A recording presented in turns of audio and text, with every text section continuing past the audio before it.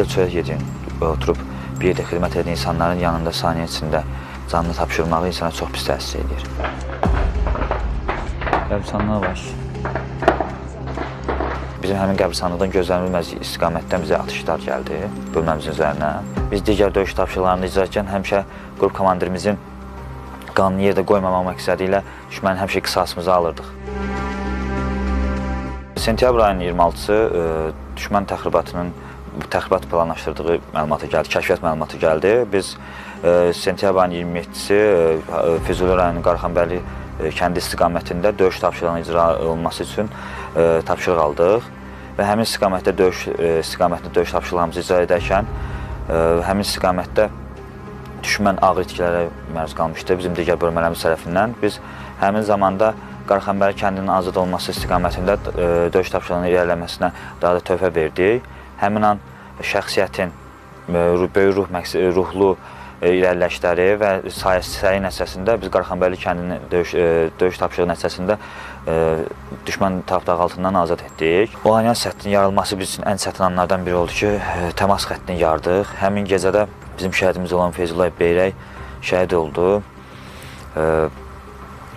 Həmin istiqamətdə Ləltəpə istiqamətdən düşmənlər məhv edib biz Cəbrayıl istiqamətində hərəkətə başladıq. Ən sevincli anlarımızdan biri buydu. Amma onlar bizim istəfi mühasirə salmana baxmayaraq, biz aktiv döyüş fəaliyyətindən istifadə edərək, döyüş taktiklarından istifadə edərək həmin puskulardan sıyrılıb düşmənə ağır zərbələr yetirdik. Ayın 5-i biz Cəbrayılı işğal altından azad etdik. Cəbrayıldan Xocavənd istiqamətində hərəkət etməyə başladıq. Xocavəndin Sıra dağlarından, Cəbrayıl istiqamətindən, Qarazilli kəndindən, Qarazilli Hadrut kəndi istiqamətində döyüş tapşırıqlarını icra etməyə başladıq. Həmin zaman ağır tapşırıqlar başladı. Artıq düşmən bizim gələcəyimizi qabaqcadan duyuq düşmüşdü. Duyuq düşən zaman, həmin zaman Qarazilli kəndinin qəbristanlığında böyük bir şəxsiyyət var idi. O şəxsiyyəti məhv etməyi qabağımızda onu tapşırıq.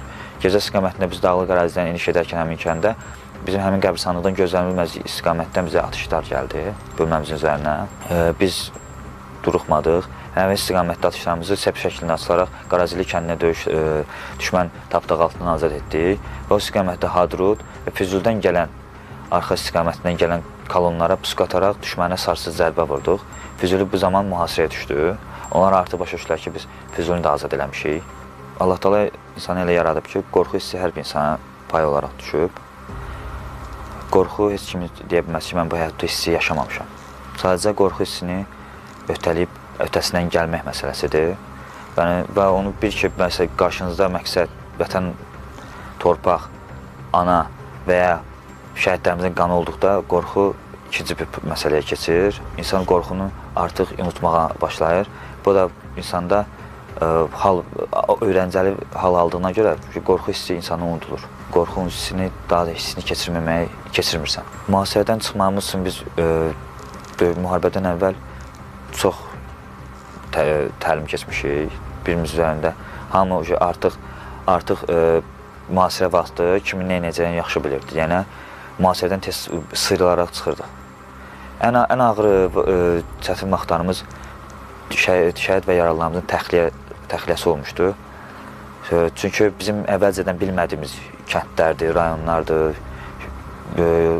relyefin çətinliyidir, biz bilmədiyimiz yerlər olur. İstərsəmiz döyüşdə şəhid və yaralı mümkünsüz bir haldır. O zaman biz erməni texnikasını istifadə etməyə məcburiyyətində qalırdıq. Bir dəfə bizim şəhidlər, yaralı kəndi işğaldan azad etdik. Kəndi işğaldan azad edərkən şəhid və yaralarımızı təxliyəsi zamanı bizim canımızda enerji qalmadığı üçün avtomatik texnika lazım olurdu bizə. O texnikalardan istifadə etməyin, aramızda istifadə edə bilən yoldaşlardan biri də mən idim və digər yoldaşlarım idi. Biz bir dənə Ziyal avtomobilini gördüm həmin zaman və onu işə salıb şəhid və yaralarımızı istədim ki, təxliyə edeyim. Bu zaman həmin avtomobili idarə edərkən bunun əyləc sistemində problem olduğunu bilməmişdim mən və əyləcindən istifadə edərkən maşın dayanmadı da, dərə istiqamətində dayanmadı. Yəni, avtomatik olaraq biz dərədən yuvarlanması olduq.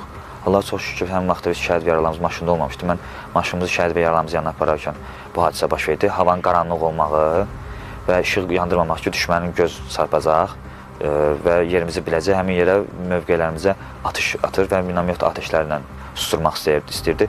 Bu zamanda biz məcbur qalıb maşının işıqlarını yandırmadıq və qaranlıqda mən Allah çox şükür ki, sağ qaldım. Biz gedib qarşımıza nələr qarşılayacağını bilməyinə baxmayaraq, içimizdə bir inanma idi ki, biz bu gün Şuşanı azad edəcəyik. Noyabr ayının 5-i günü biz saat 2 gün orta vaxtında biz Şuşanın ətəyində idik. Kəşfiyyat məlumatları toplardıq. Havanın qaralmağını gözlədik ki, ən əlverişli məqam və Şuşaya girmək vaxtı qaranlıqdadır. Və gecə axşam 8-9 hava qaralana yaxın biz Şuşaya daxil olmaya başlayarkən bizi tank atəşinə tutdu. Şəxsiyyət bizi görüb mövqelərdə qulmaya baxmayaraq texnika üzərimizə hərəkət etməyə başladı. Həmin zaman texnikanı zərərləşdirmək üçün mən RPG silahını istifadə edərkən mən atış etdim. RPG-nin atış yerini gördülər, həmin yerə atış etdilər və həmin zaman tank mərmisinin partlayışı nəticəsində mən yaralandım. Ayın 8-i Şuşa tam azad olunan sonra, yolumuz açılandan sonra biz oradan təxliyədən istifadə edərək Şuşadan çıxdıq. Mən 2 günə gəlib Şirvan Qospitalına çatdım. İlk tibbi yardım aldım anında orada.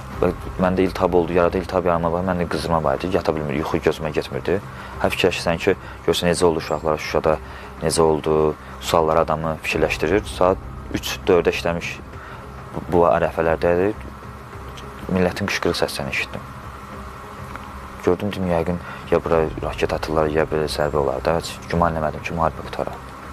Son sual verdim ki, bəs nəyə görə millət sevinir? Və deyirlər, Şuşa azad olundu və müharibə də bizim xeyrimizə sona çatdı. İnsanların sevinç hissini üzərində görmək, qürur hissini görmək insana bir hardasa böyük inam verir, sevindirir ki, bu payda bir qismində bizim payımıza düşübsə, nə şükür ki, bizə. Allahımıza çox şükür ki, bu günü bizə qismət elədi. Xalqımıza sevinç hissini yaşatmaq, xalqımızın sevinç hissini görmək hər bir Azərbaycanlının məncə borcudur və ya ən şərəf duyduğu hisslərdən biridir.